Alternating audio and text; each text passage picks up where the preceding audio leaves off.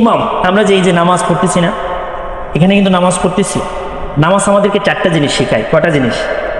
চারটা জিনিস শেখায়। তার মধ্যে নামাজ শেখাচ্ছে আমাদেরকে যে আমরা এই মসজিদে যে নেতা নির্বাচন করতেছি, বা আপনারা কি নির্বাচন করেছেন? ইমাম, মাঠের ইমাম নির্বাচন। কয়জন মুসল্লির ইমাম নির্বাচন করতেছি? কতজন মুসল্লি হবে? ধরেন 1000 2000 এরোপ্লেন।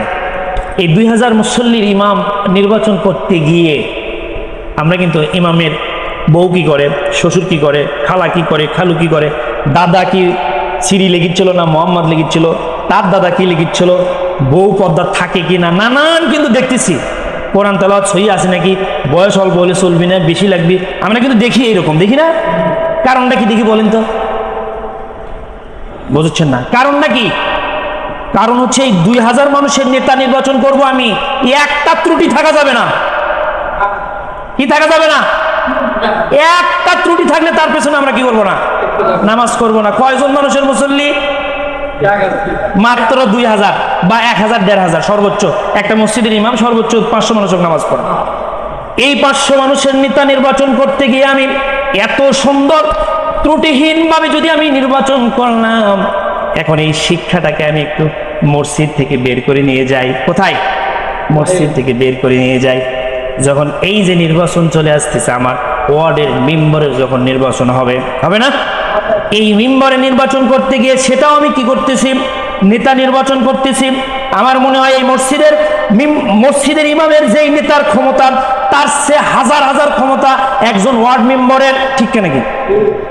আমরা ওই নেতা নির্বাচন করতে গেলে এই শিক্ষাটা যদি ওখানে নিয়ে যাই যে আমার মেম্বার যাই হবে তার বউ পর্দা থাকা লাগবে, শ্বশুরের সুদ খাওয়া হবে না, বাপের নেংটি মারা হবে না, এরপরে আরো অন্যান্য কিছু করা হবে না, এইরকম যদি ত্রুটিহীন যদি আমি ইমাম নির্বাচন করতাম, আমি যদি ওই নেতা নির্বাচন করতাম, এই শিক্ষাটা যদি আমি সমাজে নিয়ে যেতাম, বিশ্বাস করেন এই সমাজটা আর আমার এই ওয়ার্ডটা একটা পুণ্যময় ওয়ার্ড, একটা শান্তিময় ওয়ার্ড হতে দেরি থাকতো না। থাকতো নাকি? আর একটা জিনিস শিখা, ইমাম দাঁড়িয়ে গেল, আল্লাহু আকবার, আলহামদুলিল্লাহি রাব্বিল আলামিন, ইহদিনাস সিরাতাল মুস্তাকিম, মানবেন নাকি? মানবেন নাকি? কিরকম মানবেন না? সবই তো ঠিক আছে। পিছন থেকে আল্লাহু আকবার, আবার বলতেছে আলহামদুলিল্লাহি রাব্বিল আলামিন, ইমামের মন নাই, মালিকি ইয়াউমিদ্দিন, আল্লাহু আকবার। বারবার যখন আল্লাহু আকবার দেয়, ইমাম যদি সংশোধন না হয়, পিছনকার যাই একেবারে দুর্বল মুসল্লি এ নামাজ ছেড়ে দিয়ে বলবে এই ইমাম কোত্থেকে একটু এক সর মেরে তোর কান ছাড়া ঠিক করে দেবো, বারবার তোকে লোকমা দেওয়া হয়, তুই সংশোধন হোস না কেন? ঠিক না? ঠিক। আমি ইমামকে সংশোধন করে দিলাম, ইমাম রেডি হয়ে আবার সুন্দর করে নামাজ পড়ালো। এখন আমি এই নেতার ভুল ধরলাম, নেতার ভুল ধরা জায়েজ না? না জায়েজ? জায়েজ। আল্লাহ জায়েজ করে দিয়েছেন। তোমার নেতা যদি ভুল করেন, তুমি অবশ্যই তাকে কি করবে? ভুল ধরে দিবেন। আবু বকর রাদিয়াল্লাহু তাআলা আনহু প্রথম যখন খুতবা প্রদান করেন, এটা বলে শেষ করব, প্রথম যখন খুতবা প্রদান করেন, তিনি বললেন যে আমি যতক্ষণ পর্যন্ত আল্লাহ এবং রাসূলের দেখানো পথে প্রতিষ্ঠিত থাকবো, তোমরা এতক্ষণ পর্যন্ত আমাকে কি করবে? মানবে নেতা হিসাবে। আর যেই মুহূর্ত থেকে আমি এখান থেকে সরে দাঁড়াবো, আল্লাহ এবং রাসূলের পথ থেকে যেই মুহূর্তে আমি সরে দাঁড়াবো, সাথে সাথে তোমরা আমার কলার ধরে ক্ষমতা থেকে কি করবে? নামায়া দিবে। এই জন্য ইমামের ভুল ধরা আল্লাহ কি করে দিয়েছেন? জায়েজ করে দিয়েছেন। আমি মসজিদে নেতার ভুল ধরলাম, নেতা রেডি হয়ে গেল, কোনো গন্ডগোল নাই, আছে নাকি?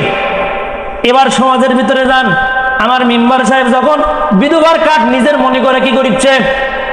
লেগে নিচ্ছে। চাউলের কাঠ যখন নিজের মনে করে শ্বশুর খালা শরীর তার শরীর নামে কি করে দিচ্ছে? লেগে দিচ্ছে। যদি এই বইটা পারা বাজারে আসলো আর আমি জানতে পারলাম এই কাজগুলো করতেছে, আমি যদি সাথে সাথে বললাম ও মেম্বার সাহেব, তোমাকে সুন্দর ভোট দিয়ে আমি কি করেছি? নির্বাচিত করেছি, তুমি যে এই অপরাধগুলো করতেছো, সংশোধন হয়ে যাও। কি হয়ে যাও? সংশোধন হয়ে যাও। বিশ্বাস করেন এই কথা যদি আমরা সমাজের সবগুলো লোক এই নেতাকে বলতে পারতাম, যদি ভুলটা ধরে দিতে পারতাম, এই মেম্বারের দ্বারা ইউনিয়ন পরিষদের চাল আর গম মেরে খাওয়া সম্ভব হতো না। হয়তো আমরা এই শিক্ষা করে নিয়ে যাচ্ছি, যাক, এই জন্য আমি বলতে চাচ্ছি সম্মানিত মুসাল্লিবিন, আমরা নামাজ থেকে শিক্ষা গ্রহণ করব। নামাজ আমাদেরকে কি শিখালো, এই শিক্ষাটা বাহিরে নিয়ে যে সমাজে যদি বাস্তবায়ন করতে পারি, বিশ্বাস করেন এই সমাজটা একটা শান্তিময় সমাজ হতে বেশি দিন সময় লাগবে না ইনশাআল্লাহ। আল্লাহ রহমত বরকত এখানে কি করে দেবেন, পৌঁছায়া দেবেন ইনশাআল্লাহ। আল্লাহ তাআলা আমাদের সকলকে যতটুকু কথা আমরা দুজন হুজুর বললাম, আল্লাহ তাআলা যেন আমাদেরকে সবাইকে আমল করার তৌফিক দান করেন। সবাই আল্লাহুম্মা আমিন। না খালি ইন্টারভিউ নেবেন, একটাও শিখবেন না যে কে ক্যাঙ্কা করলো খালি সেটা শুনবো নাকি, তাই নাকি?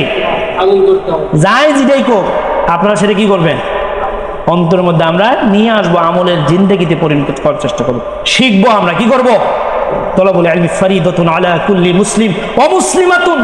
তুমি কি করো, শিখো। কুল হাল ইয়াস্তাবিল আ'মা ওয়াল বাসীর, যে জানে আর যে জানে না সে এক হতে পারে না, আল্লাহর কথা। সুতরাং আমাদেরকে কি করতে হবে, জানতে হবে। যাই হোক, যতটুকু বললাম আল্লাহ তাআলা আমাদেরকে তৌফিক দান করুক। ওয়া আখিরু দাওয়ানা আলহামদুলিল্লাহি রাব্বিল আলামিন। আসসালামু আলাইকুম ওয়া রাহমাতুল্লাহি ওয়া বারাকাতুহু।